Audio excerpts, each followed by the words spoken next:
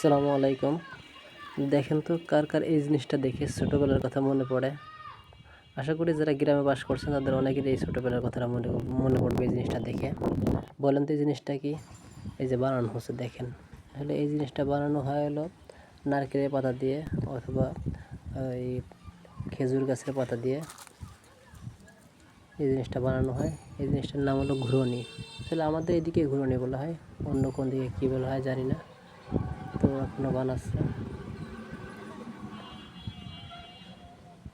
এদের বানানো কমপ্লিট। এখনো মাপ দিয়ে সুন্দর করে সাইজ করে কাটবে।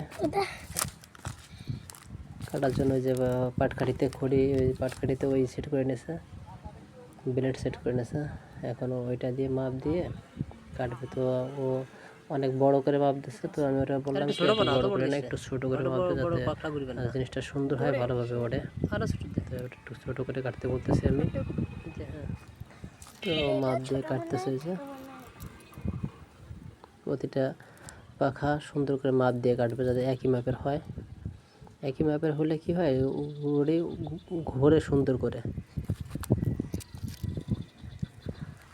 প্রতিটা পাখাও সুন্দর করে মাপ দিয়ে কাটতেছে যাতে 19-20 না হয়। 2টা কাটা হয়েছে, 3 নম্বরটা যে সুন্দর করে মাপ দিয়ে কাটতেছে। এটা মাপ ভুলে গেছে, তো আবার মাপ দিয়ে নিল। আমরা দেখবো, দেখেও কীভাবে বানায়, কীভাবে উড়ায়। আর বানানো কমপ্লিট পুরো।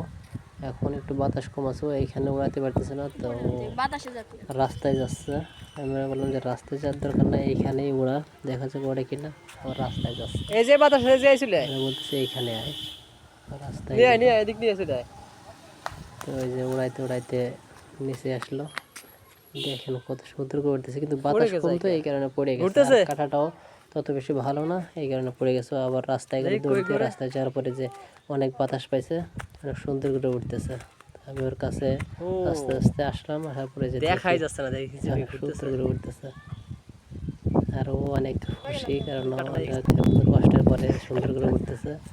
পড়ে গেল, এখন একটা ভালো না, সুন্দর একটা কাটানোর পরে আবার সুন্দর করে ওটা অনেক কত সুন্দর, দেখেন কত সুন্দর ভিউ, কত সুন্দর